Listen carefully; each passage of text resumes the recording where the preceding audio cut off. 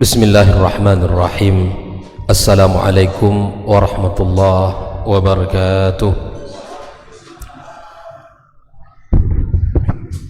Innal hamdalillah nahmaduhu wa nasta'inuhu wa nastaghfiruhu wa nastahdihi wa na'udzu billahi min shururi anfusina wa sayyiati a'malina. من يهد الله فلا مضل له ومن يضلله فلا هادي له أشهد أن لا إله إلا الله وحده لا شريك له وأشهد أن محمدا عبده ورسوله الذي لا نبي بعده يا أيها الذين آمنوا اتقوا الله حق تقاته ولا تموتن إلا وأنتم مسلمون اللهم علمنا ما ينفعنا وانفعنا بما علمتنا وزدنا علما. Amma ba'd. Bapak-bapak, ibu-ibu, hadirin hadirat jamaah salat maghrib dan isya Masjid Darul Ihsan rahimakumullah. Alhamdulillah, puji dan syukur pada Allah Subhanahu wa taala, kembali kita dipertemukan dalam kajian bulanan kita. Mudah-mudahan kita senantiasa diberikan dan diringankan kaki kita untuk melangkahkan ke tempat yang baik ini, dan senantiasa istiqamah di dalam membekali diri dengan ilmu-ilmu syar'i di dalam menjalankan perintah-perintah Allah Subhanahu wa taala. Kemudian kita bersalawat kepada Rasulullah sallallahu alaihi wasallam. Allahumma salli wa sallim wa barik ala Muhammad, Nabi kita yang mulia, Rasul kita tercinta, qudwah kita, guru kita di dalam kehidupan dan di dalam beribadah kepada Allah Subhanahu wa taala. Mudah-mudahan kita mendapatkan syafaatnya nanti pada hari kiamat kelak, dan kita diberikan taufik oleh Allah untuk bisa mengikuti sunnah-sunnahnya. Kemudian kita berdoa kepada Allah untuk kedua orang tua kita yang telah membesarkan dan mendidik kita, yang telah banyak jasa kepada kita. Semoga Allah Subhanahu wa taala muliakan mereka. Allah jadikan orang yang mendapatkan ridhanya, dan Allah tempatkan di sisinya di tempat yang mulia pula. Untuk para guru kita yang telah mengajari dan membimbing kita, semoga Allah Subhanahu wa taala memberkahi hidup mereka, keluarga dan anak keturunan mereka.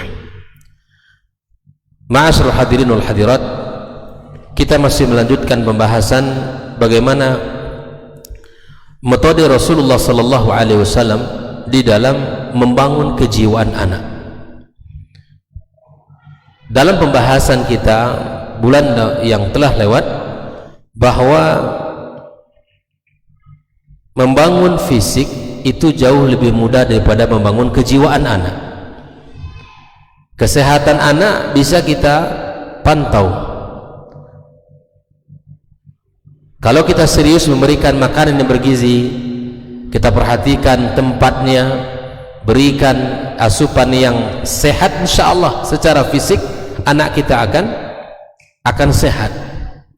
Namun ada hal yang lebih berharga, yang lebih penting dari hanya sekedar fisik, yaitu kita membangun kejiwaan anak kita agar jiwanya sehat, rohaninya sehat. Di samping jiwanya, fisiknya sehat, kita juga menginginkan rohaninya juga sehat. Apalah gunanya fisik sehat tapi jiwanya sakit? Itu semua tidak akan berarti harta, tidak akan berarti yang namanya kekayaan. Kalau anak-anak kita berkembang, fisiknya tumbuh sehat tapi jiwanya tidak sehat, maka mari kita mempelajari bagaimana Rasulullah sallallahu alaihi wasallam di dalam membangun ya jiwa anak-anak kita, membangun kesehatan mental mereka, menghidupkan dalam diri mereka rasa kepercayaan terhadap diri mereka, prestasi mereka. Maka jangan sampai kita sebagai orang tua tidak pernah menghargai prestasi anak kita, walaupun ya itu hanya biasa dalam ya sebuah prestasi, tapi hargailah anak-anak kita dengan segala apa yang telah mereka peroleh. Kaum muslimin, kaum muslimat rahimakumullah, kita sudah ambil beberapa poin. Kalau boleh kita mengulang, ada yang pertama adalah idkhalus surur, ya, wal farah ila nafsi tifl. Langkah pertama adalah kita menjadikan anak kita gembira, bahagia dan senang dengan kita sebagai orang tua, memasukkan kegembiraan itu di hatinya dengan menghargai apa yang dia dapatkan dari prestasi. Atau mungkin ketika anak kita berbicara kepada kita, terkadang kita acuh tak acuh dengan mendengarkan, kita anggap ya biasa saja anak kita, tapi Islam memberikan langkah pasti bahwa anak kita harus kita perhatikan dalam rangka idkhalus surur. Kemudian yang kedua adalah suhbatut tifl, kita membersamai anak-anak kita, ya, kita membersamai mereka di dalam keseharian, walaupun bapak ibu semua memiliki kesibukan, wabil khusus para ayah punya tugas mencari nafkah, setiap pagi pergi pulang sudah sore, hari-hari menjelang maghrib isya atau mungkin di hari-hari libur, manfaatkan momen-momen itu untuk membersamai mereka. Kemudian idkhalus surur sudah kita bahas. Kemudian yang ketiga adalah di mana zar'ut tanafus al-banna' bainal atfal, kita bangun dalam diri anak kita motivasi untuk saling ya berlomba-lomba di antara mereka di dalam kebaikan, membangun ya semangat untuk berlomba-lomba di dalam kebaikan. Anak ini sudah misalnya hafal 5 surat atau bahkan 1 juz 30 katakan, kita motivasi anak kita, adiknya, lihat tuh nak, abang kamu masya Allah, kakak kamu, bangun motivasi itu dan berikan penghargaan wa mukafa'atul faiz. Misalnya di dalam beberapa perlombaan riyadhah, katakan olahraga, ya, kita buat perlombaan di hari libur bersama anak kita, katakan dia mungkin membaca beberapa surat yang lancar, kita kasih hadiah dan seterusnya. Buat itu dalam rumah tangga kita, dalam skop yang paling terkecil rumah tangga kita. Itu mesti ditumbuhkan kaum muslimin di dalam membangun ya kesehatan mental dan jiwa anak kita. Kemudian berikutnya adalah tasji'at tifl, senantiasa memberikan motivasi. Sebaik-baik motivasi yang kita sampaikan adalah melalui kisah.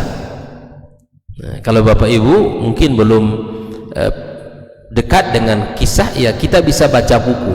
Kalau kita belum banyak misalnya menghafal kisah-kisah Islam yang warid, yang sahih, maka kita beli buku, kita bacakan kisah-kisah itu melalui ya kitab yang sudah ada. Ini yang keempat. Adapun yang kelima, al-madhu wa thana, yaitu lisan kita senantiasa memuji dan memberikan sanjungan kepada anak kita dengan segala keadaan dan kondisi. Terkadang kita subhanallah, lisan kita ini lambat untuk memberikan sanjungan dan pujian terhadap apa yang telah dilakukan oleh anak-anak kita. Seperti Nabi sallallahu alaihi wasallam mengatakan kepada Abdullah, ni'mar rajulu Abdullah, sebaik-baik laki-laki itu adalah Abdullah, disanjung. Lau kana yusalli minal lail, andai dia ini anak yang selalu salat malam, disanjung, kemudian diberikan ya solusi agar dia menjadi orang baik, diberikan nasihat dan motivasi.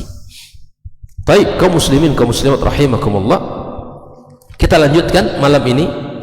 Yang keenam ya adalah tanmiyatu thiqatit tifli bi nafsihi, yang mengembangkan rasa kepercayaan anak itu pada dirinya. Ada anak secara kejiwaan Bapak Ibu, ketika berhadapan dengan teman-teman sebaya itu dia minder, dia tidak pede, dia tidak seperti mental teman-temannya. Maka tugas kita sebagai orang tua untuk menumbuhkan itu.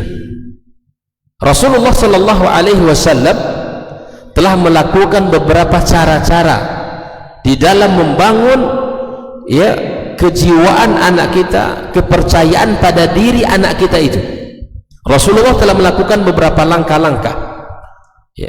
Ittaba'a Rasulullah Sallallahu Alaihi Wasallam li tanmiyati thiqati at-tifli bi nafsihi adadan min at-turuq.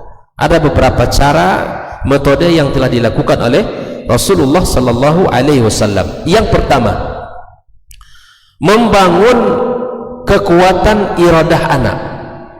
Keinginan anak itu dibangun. Membangun kekuatan iradah.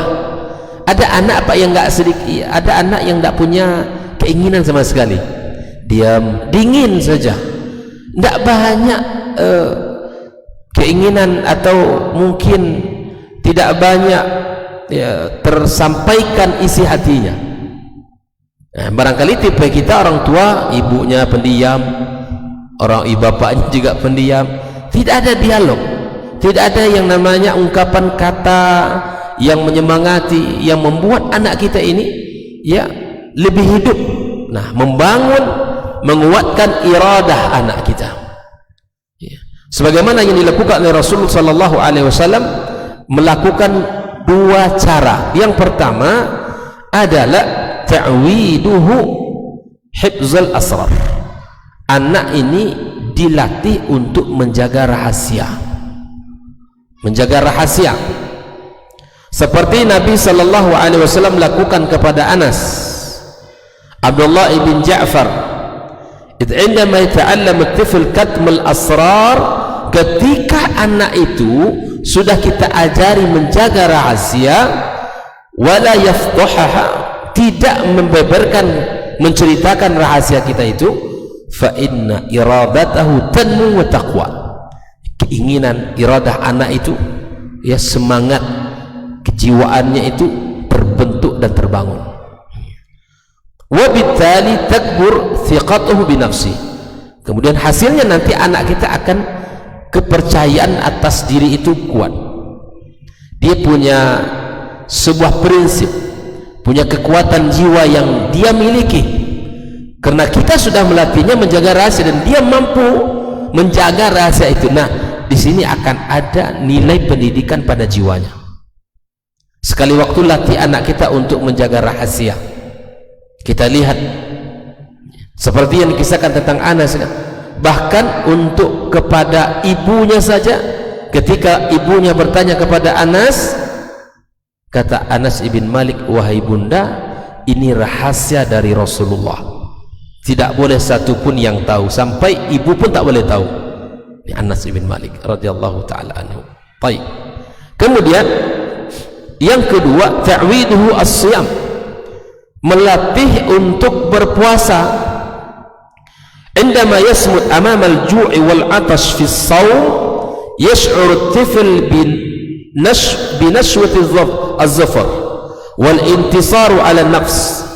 Ketika anak kita berhadapan dengan puasa, dilatih dia haus, menahan lapar ya, menahan hausnya, maka anak itu akan merasa dari pagi sampai sore, sampai berbuka dia mampu menahan itu.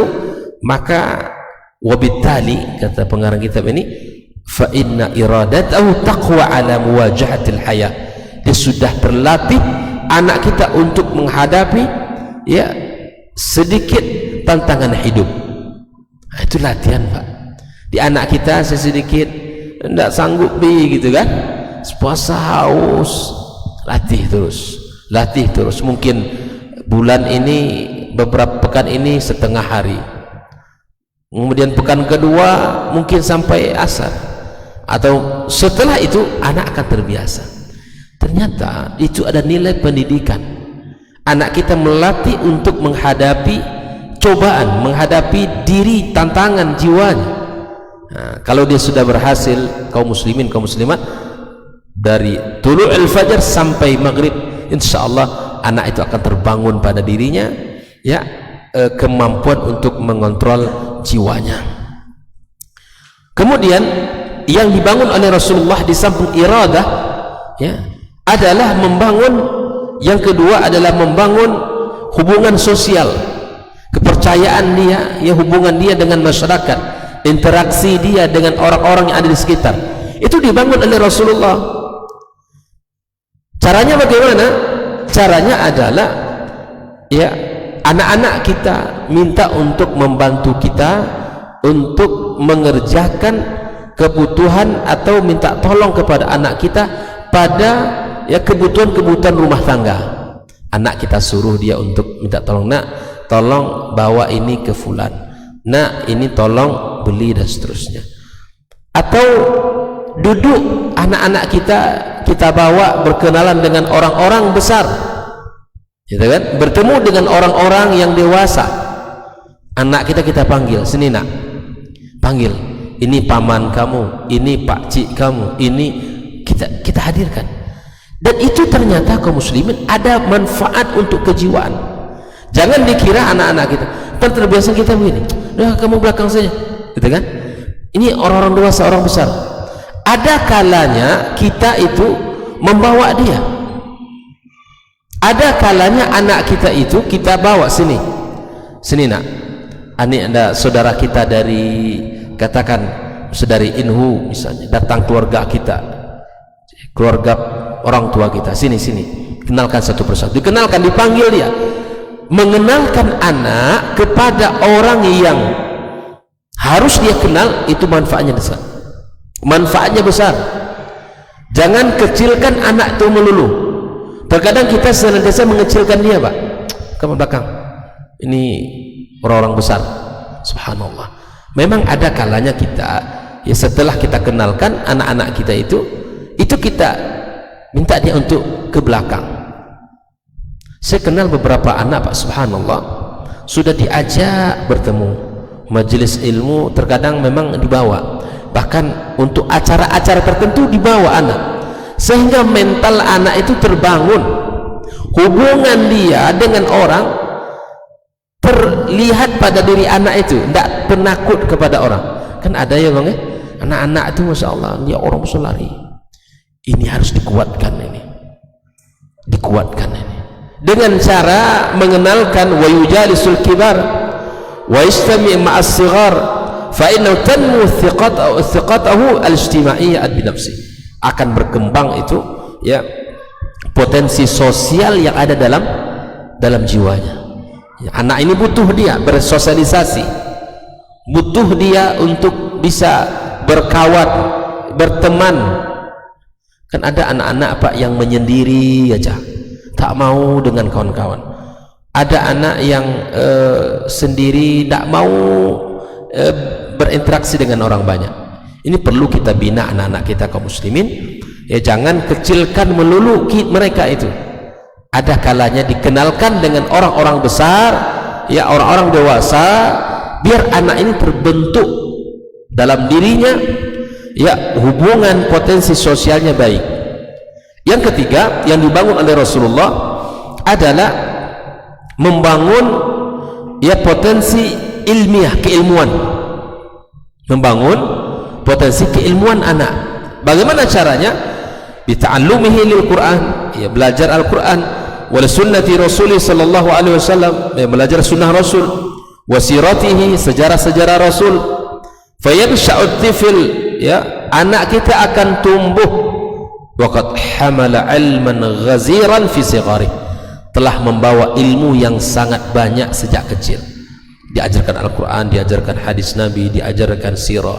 Itu modal-modal untuk kehidupan mereka nanti,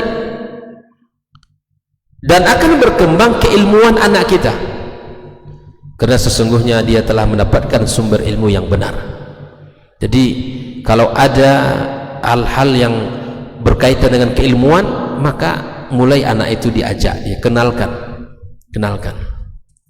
Baik, yang keempat, kaum muslimin kaum muslimat adalah membangun potensi kejiwaan, membangun potensi ekonomi untuk bisa dia melakukan hubungan secara harta berkaitan dengan uang. Ini juga dibangun, dilatih anak kita, seperti yang dilakukan oleh Rasul sallallahu alaihi wasallam ketika melihat Abdullah ibn Ja'far, ya, dia melakukan transaksi jual beli, dan itu dibolehkan. Latih anak kita untuk membeli sesuatu ke toko atau ke kedai untuk kebutuhan kita, itu perlu dilatih. Inilah 4 hal, ya. Pertama, membangun potensi semangat jiwa anak kita, kemudian membangun, ya, potensi sosial anak kita, kemudian membangun potensi keilmuan anak kita, dan membangun potensi, ya, ekonomi, ya, cara berdagang, bertukar menukar, itu harus sudah ada dibangun. Nah, insya Allah ini juga akan sangat bermanfaat untuk kejiwaan anak kita. Kaum muslimin kaum muslimat rahimakumullah. Yang ketujuh, di dalam membangun kejiwaan dan mental anak kita adalah husnun nida litifil. Apa itu? Yaitu memanggil anak dengan cara yang baik. Karena memanggil itu adalah, memanggil dengan cara yang baik itu akan memberikan pengaruh kepada anak kita. Nulahid anna an-nabiyya sallallahu alaihi wasallam fi khitabihi lil atfal kana yunawwi fi dhalik. Kita lihat bagaimana Rasulullah di dalam memanggil anak-anak itu sangat bermacam-macam cara dan uslub Nabi. Ada kalanya Rasulullah memanggil anak itu ya ghulam, artinya anak, tapi dipanggil ya ghulam. Seperti Rasul sallallahu alaihi wasallam memanggil Ibnu Abbas, ya ghulam, ya inni u'allimaka kalimat, aku ajari engkau beberapa kalimat. Di anak kita dipanggil dengan panggilan yang baik. Dalam kondisi lain Nabi juga mengatakan ya ghulam samillah, ini ketika berhadapan dengan makanan, wahai ghulam, makan dengan mengucap bismillah. Wakul biyaminik, makan dengan tangan kanan. Tapi di lain waktu Rasul juga memanggil anak-anak di masa itu dengan ucapan ya bunayya. Apa itu artinya? Wahai anakku juga. Nah, nanti ada hukum bagaimana memanggil anak orang dengan panggilan ya bunayya, wahai anakku. Nanti kita bahas nanti. Ini Rasulullah bukan memanggil anaknya, tetapi anak, ya, dari sahabat-sahabatnya dipanggil ya bunayya, idza dakhalta ala ahlika fasallim, wahai anakku, kalau nanti kamu masuk ke rumahmu maka ucapkan salam. Dipanggil. Nabi mengucapkan itu. Tidak ada Nabi itu memanggil dengan kata-kata kasar, tidak juga Nabi memanggil dengan panggilan gelar ataupun gelar. Nanti kita, memang ada Nabi itu mengatakan mencandai saudaranya Anas, ya Aba Umair ma fa'alan Nughair. Jadi Nabi itu memanggil saudaranya Anas dengan Abi Umair, ya Aba Umair ma fa'alan Nughair. Ini kisahnya di saat burung kesayangannya itu mati. Sedihnya adik Anas ini luar biasa. Dihibur oleh Nabi dengan panggilan ya Aba Umair, wahai Abu Umair, ma fa'alan Nughair, apa yang dibuat oleh Nughair itu burung kecilnya. Ini candaan Rasulullah memanggil. Ya, kita hindarkan untuk memberikan nama-nama atau panggilan-panggilan yang menunjukkan kepada salah satu sifat fisik anak. Itu jauhi itu. Misalnya kalau anaknya agak keriting, apa dipanggil? Ini hindarkan itu. Jangan dipanggil dengan begitu-gitu. Kalau agak hitam sedikit kan, warna kulitnya dipanggil dengan seperti tadi itu. Jangan. Islam itu punya jalan untuk memberikan nama. Bahkan disyariatkan kita ini memberi nama yang terbaik, karena itu akan terbangun di hati anak kita itu nanti. Mukola kalik kan, ambo keriting, atau mungkin anak kita masya Allah badannya sehat kan, besar bulat, dipanggil dengan panggilan tertentu. Jangan itu tidak boleh ya, tidak baik dalam pembentukan mental dan jiwa anak kita.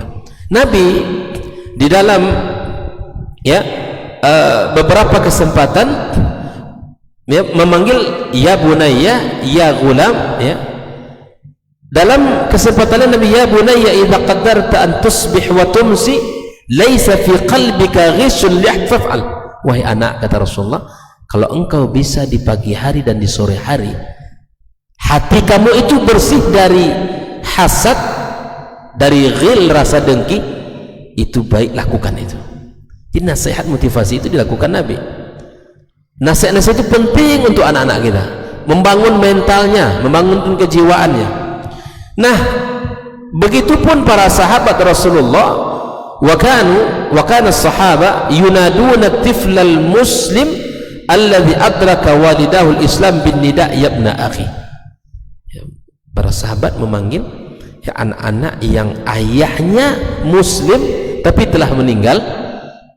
Paham ya? Anak yatim berarti kan, ayahnya dulu sudah masuk Islam tapi meninggal dan anak ini tumbuh. Maka para sahabat memanggil ya ibna akhi. Masuk waktu?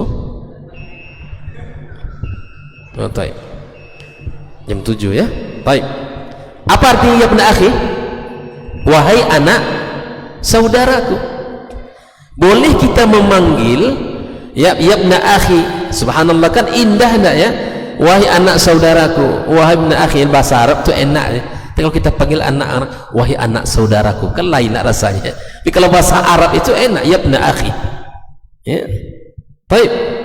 Kama qala Umar bin Khattab li Ibnu Abbas, sebagaimana ungkapan Umar bin Khattab kepada Ibnu Abbas, qul ya ibna akhi, katakan wahai anak saudaraku, wala tahqir nafsak, dengan engkau kecilkan jiwamu.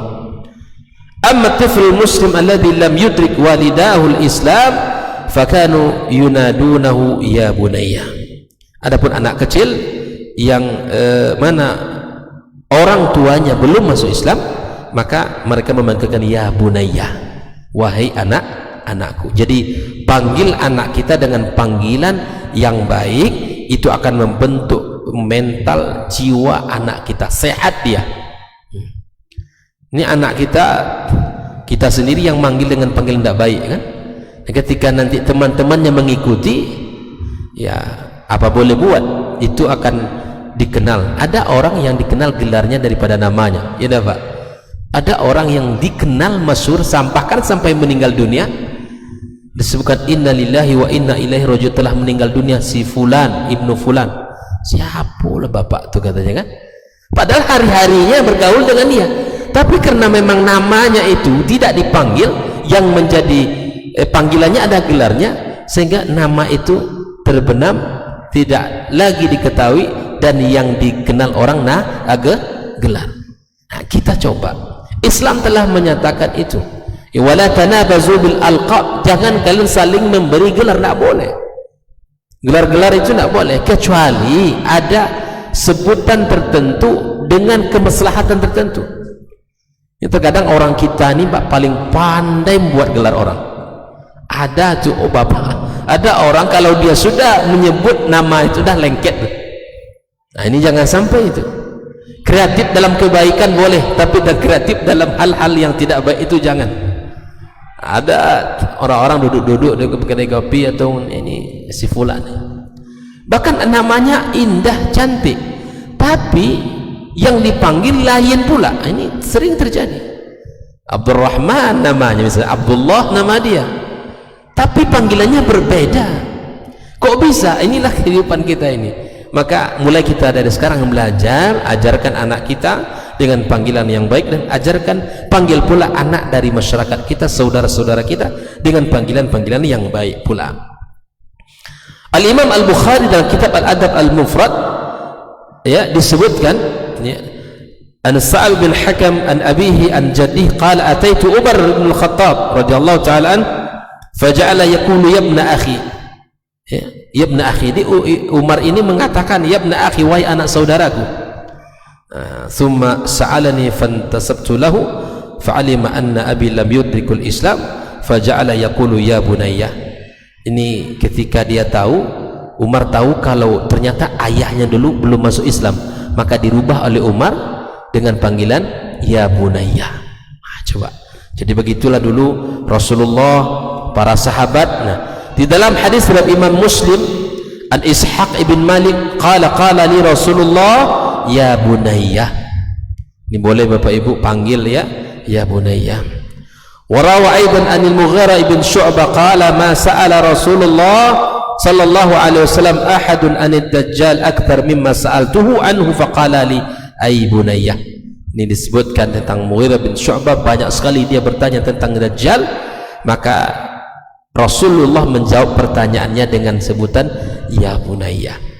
Maka boleh bagi kita untuk memanggil anak orang, anak saudara kita, anak tetangga kita, sahabat kita dengan panggilan kesayangan, dengan panggilan ya bunayya, dengan memberikan panggilan yang terbaik, bukan intisab nasab, bukan, tapi dalam memberikan pembentukan kejiwaan dan mental anak. Islam sangat memperhatikan itu. Panggillah anak kita, anak-anak dari saudara-saudara kita, sahabat-sahabat kita dengan panggilan yang baik. Ma'asyiral hadirin wal hadirat rahimakumullah, sungguh sangat banyak dalil-dalil di dalam sunnah-sunnah Rasulullah, di antaranya dalam kitab Syu'abul Iman punya Al-Imam Al-Baihaqi, lafaznya ya ibn akhi inna hadha yaumun, ini perkataan Rasulullah sallallahu alaihi wasallam. Kemudian fatanwi'u fi nida'i tifli yus'iruhu bi ahmiyati bainal kibar. Di antara faedah yang dirasakan oleh anak kita ketika orang-orang dewasa memanggil dengan panggilan kesayangan tadi, maka anak-anak itu merasa dirinya di hadapan orang-orang dewasa itu memiliki disayangi dan memiliki tempat mimma huwa aj'al istijabati. Anak kalau sudah nyaman dengan orang dewasa, Pak, anak akan mudah untuk mengikuti perintah. Tapi kalau tidak nyaman dengan kita, biasanya anak itu melakukan sesuatu yang membuat kita sakit hati. Wa tanfizil awamiril muwajjaha ilaih bi kulli farhin wa surur. Anak kalau sudah segan nyaman dengan orang dewasa, dengan kita, maka anak-anak itu akan sangat mudah mengerjakan perintah kita dan akan sangat gembira dia bertemu dengan kita.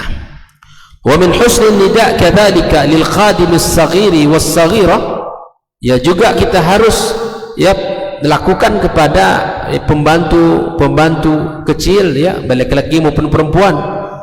Dan ini dalam Islam dijelaskan bagaimana memperhatikan perasaan-perasaan anak-anak di dalam Islam ini. Sebagaimana Rasul sallallahu alaihi wasallam katakan, la yakul ahadukum at'im rabbak wasqi rabbak wal yakul sayyidi maulaya wa la yakul ahadukum abdi wa amati. Jadi jangan katakan budakku dan hamba sahayaku, itu akan membuat hati anak itu bersedih, tapi katakanlah sesuatu yang lain. Fataya, misalnya wa fatati wa gulami. Fatati itu artinya anak perempuanku yang sudah mulai tumbuh, atau ya gulami, anak kecil. Walaupun di situ misalnya anak-anak pembantu kita, misalnya Bapak Ibu, maka panggil juga dengan panggilan saya. Jangan panggil kisah sini kamu, anak pembantuku, kan tidak enak bunyinya tuh. Dan anak itu akan merasa di hatinya. Apalagi anak-anak kecil itu biasanya fitrah mereka, perasaan mereka sangat halus, dan kita lah orang tua yang harus menjaga. Dipanggillah dengan fatati, ya fatati wa ya gulami, dan seterusnya.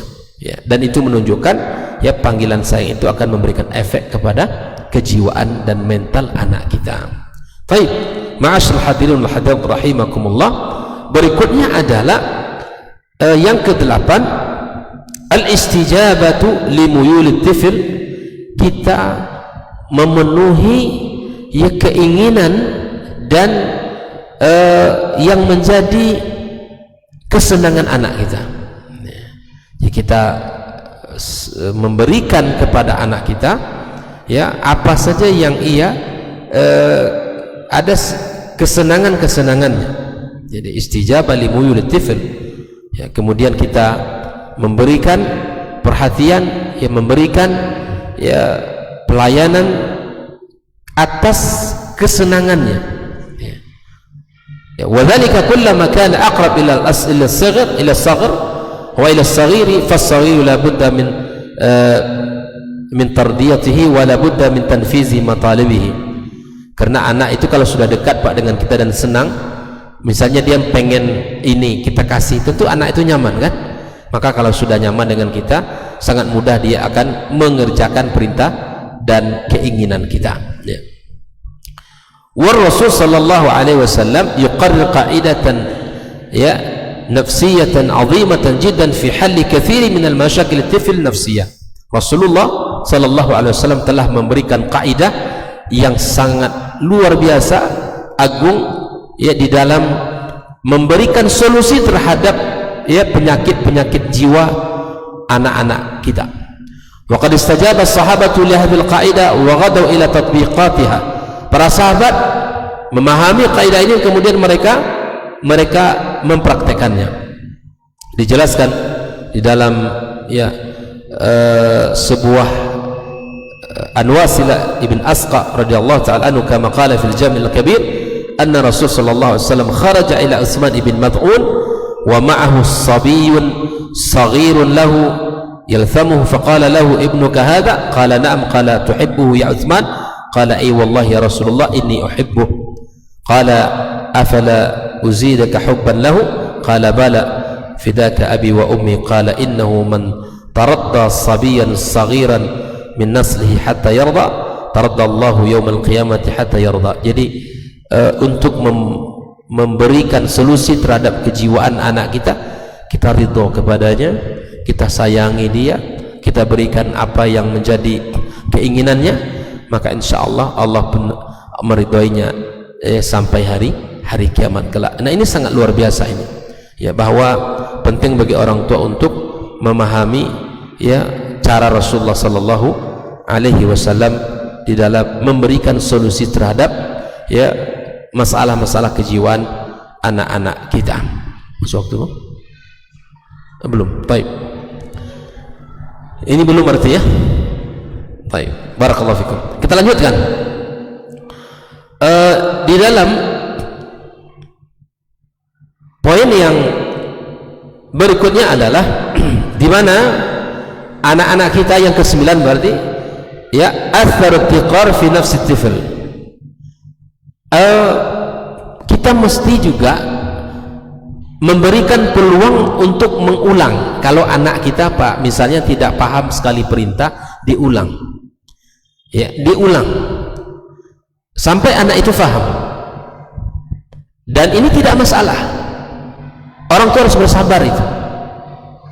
Orang tua harus bersabar, apalagi guru. Jika ada di antara kita ini guru luar biasa untuk mengulang ya, maka kesabaran dan kekurangan anak kita mesti kita hargai. Nah, apalagi guru ya. Saya sebutkan sebuah kisah kesabaran Imam Syafi'i rahimallahu ta'ala membersamai muridnya Rabi' bin Sulaiman. Imam Syafi'i itu menjelaskan pelajaran ilmu kepada murid-murid, tapi ada di antara muridnya yang namanya Rabi' bin Sulaiman ini itu lambat memahami ilmu, sampai-sampai Imam Syafi'i rahimahullah ta'ala memberikan waktu khusus kepadanya, kalau bahasa kita hari ini privat, untuk dia supaya dia paham ilmunya, supaya nangkap. Bahkan disebutkan Imam Syafi'i itu sampai mengulang pelajarannya 39 kali, bahkan sampai 40 kali. Rabi' bin Sulaiman tetap belum faham, masih belum masuk ilmu itu, tidak bisa dipahami sama dia. sampai 40 kali Pak, diulang-ulang. Bayangkan. Setelah itu kata Imam Syafi'i, wahai Rabi', andaikan ilmu ini adalah makanan, aku akan suapkan makanan ini ke mulutmu. Seginilah kemampuan saya untuk memahamkan kamu. Maka saya minta kepada kamu wahai Rabi' untuk meminta kepada Allah, berdoalah kepada Allah agar Allah berikan kepada kamu pemahaman, karena ilmu ini adalah milik Allah, mintalah kepadanya. Itulah kesabaran yang luar biasa. Sampai 39 kali, 40 kali diulang-ulang sama Imam Syafi'i, Rabi' belum juga paham. Makanya sampai dia mengatakan, andai ilmu itu berupa makanan, aku suapkan kamu ini. Maka berdoalah kepada Allah, nak, mintalah kepada Allah, karena ilmu miliknya, kamu mintalah kepadanya. Tapi tahukah kita kesabaran Imam Syafi'i tadi membuahkan hasil yang luar biasa. Ternyata murid yang lamban tadi adalah murid yang cemerlang di masanya, murid yang terkemuka dari sisi ilmu, terdepan dari sisi ilmu. Ternyata dia adalah orang yang paling banyak meriwayatkan, mengembangkan ilmu-ilmu Imam Syafi'i. Bahkan dia termasuk ahli hadis yang banyak para ulama hadis itu mengambil riwayat kepadanya, melaluinya. Di kesabaran di dalam membersamai anak itu penting. Apalagi para guru hari ini, ya mohon diminta bersabar, ya pertebal sabar kita di dalam mengawal murid-murid kita. Kita juga demikian sebagai orang tua, maka bersabar dengan segala keadaan dan kondisi anak kita. Akhirnya murid yang lamban tadi Pak menjadi murid yang hebat, yang mengembangkan ilmu Imam Syafi'i. Makanya ketika Imam Al-Bukhari rahimahullah ta'ala di dalam usia kecilnya ditanya oleh salah satu muridnya, oleh salah satu temannya, kamu berapa hadis kamu tulis? Dia bilang, saya baru 2 hadis. Ibaratnya diketawakan oleh teman-temannya, kok baru 2 hadis, dari tadi kamu nulis. Tapi seorang guru yang memiliki ya pandangan jauh ke depan, apa kata guru? Jangan kamu rendahkan dia karena baru menulis 2 hadis. Bisa jadi suatu saat dia akan menertawakan kalian. Bayangkan Bapak Ibu, bahwa Imam Syafi'i, Imam Al-Bukhari dengan izin Allah menjadi ulama besar di bidang hadis. Ini kesabaran-kesabaran itu membuahkan hasil. Jadi ibu-ibu di rumah misalnya banyak anak, ya banyak kerjaan juga di rumah dengan berbagai macam latar anak. Kan anak kita tidak sama semua ya Bang ya, tingkat kecerdasan tidak sama ya Bang ya. Ayah maknya sama, tapi lahir itu kualitasnya berbeda. Itu pemberian Allah. Maka ayah bunda ya kaum muslimin kaum muslimat, mari kita berikan porsi sesuai dengan anak kita. Nah, tadi mengulang untuk membangun ya kejiwaan anak kita. Kalau dia belum paham, diulang, tidak ada masalah itu. Kamu sampai 10 kali ayah ngulang-ulang tadi belum juga kamu paham lagi. Ini ke besok pagi kamu ujian, ini materi masih banyak, ini gimana Pak? Marah kita, anak kita pun bersedih. Marah pun kita, keadaan kondisi seperti itu juga kan. Lebih baik kita tidak marah lagi. Nah, itu. Jadi kaum muslimin kaum muslimat, mengulang-ulang itu memberikan ya, manfaat untuk anak-anak kita. Rasulullah SAW di dalam banyak nasihatnya, di antaranya ya murru auladakum bis salati wa hum abna 7 sinin wadribuhum wa hum abna 10 sinin. Nabi SAW yang mengkhususkan 3 sanawat ya mutawasila li ta'sili amrin hamin fil Islam wa amrus salah, 3 tahun lebih kurang masa diulang-ulang anak itu diingatkan tentang salat. Kan Nabi suruh kita salat berapa kali? Usia 7 tahun ya, perintahnya sudah usia 7 tahun, maka usia 10 tahun baru boleh dipukul kalau tidak salat anak itu. Selama 3 tahun ini proses untuk diulang-ulang, nak salat, jangan lupa kamu jaga salatmu. Nah begitu terus, itu akan memberikan pengaruh kepada anak kita. Dari tadi ayah bilang kamu tidak ngerti-ngerti juga gitu. Sudah berapa kali ayah sudah bacakan, sudah beberapa kali ayah perintah. Subhanallah, terkadang memang kita terlepas ucap kita ya, lisan kita ini ya, semoga Allah ampunkan dosa-dosa kita ya, Allah ampunkan kesalahan-kesalahan kita, kekhilafan kita di dalam mendidik anak-anak kita, dan semoga Allah tumbuhkan mereka dalam keimanan yang kokoh.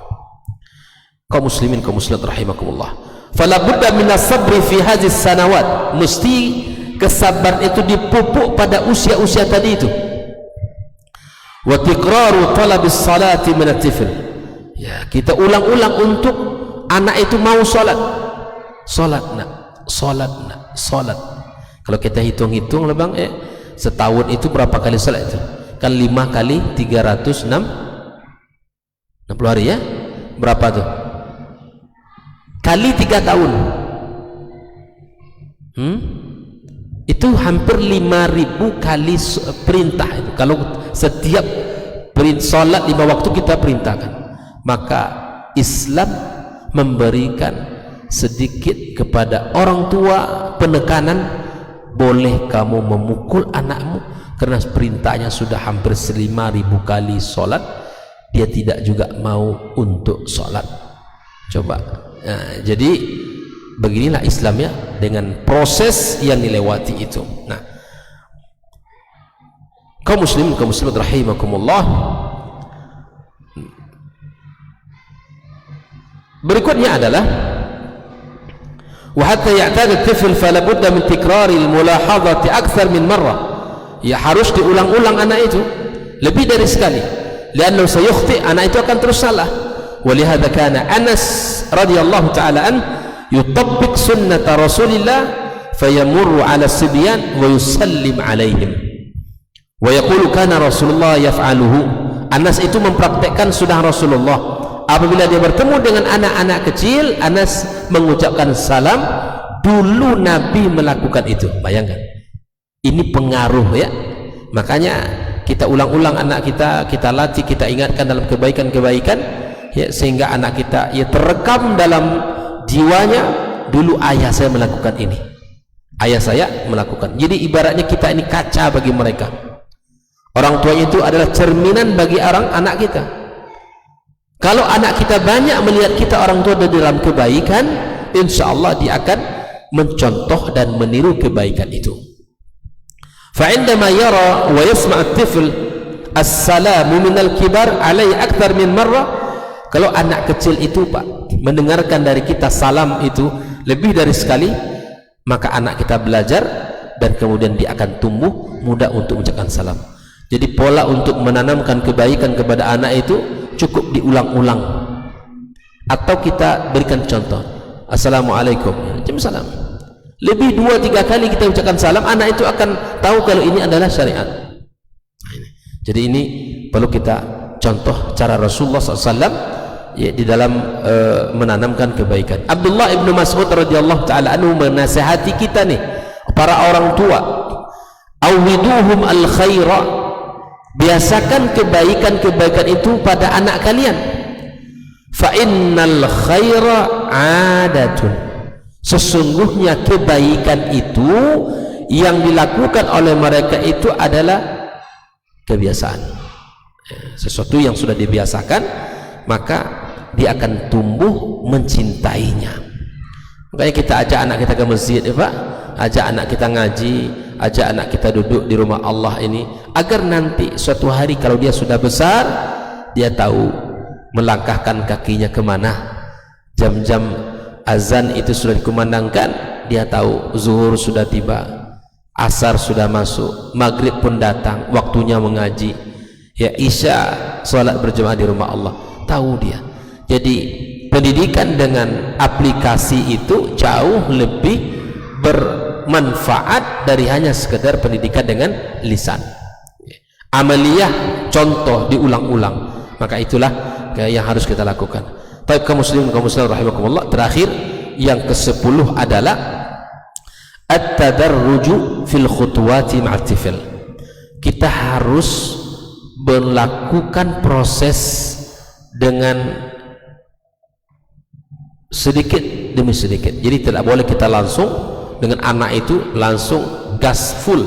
Nah, tapi kita harus at-tadarruj, yaitu seperti yang dilakukan dalam Islam. Perintahkan anak sholat di usia 7 dan berikan pukulan di usia 10 kalau dia tidak mau sholat. Ini menunjukkan syariat itu at-tadarruj, ya, bertahap dia, tidak langsung ya langsung diberikan hukuman, tidak. Tapi Islam mengajarkan seperti kita paham dari hadis Nabi tadi, bahwa Islam itu sangat memperhatikan usia dan memperhatikan kejiwaan anak kita. Ini jangan sampai Islam langsung kita bebankan kepada anak kita, langsung kamu wajib puasa udah dari sekarang. Kalau nanti mereka ini sudah mempotret syariat ini sebuah beban, alamat Pak, tumbuh akan benci kepada agama ini. Udah Zanu? Baik. Barakallahu fikum. Jadi poin pentingnya apa? Jangan kita gambarkan kepada anak-anak kita syariat ini dengan beban.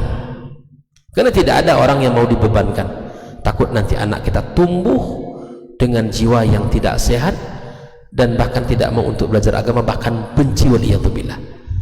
Mudah-mudahan Allah Subhanahu wa taala berkahi pertemuan kita. Allah jadikan anak-anak kita anak-anak yang saleh dan salehah, dan kita diberikan taufik oleh Allah di dalam mendidik generasi-generasi kita ke depannya.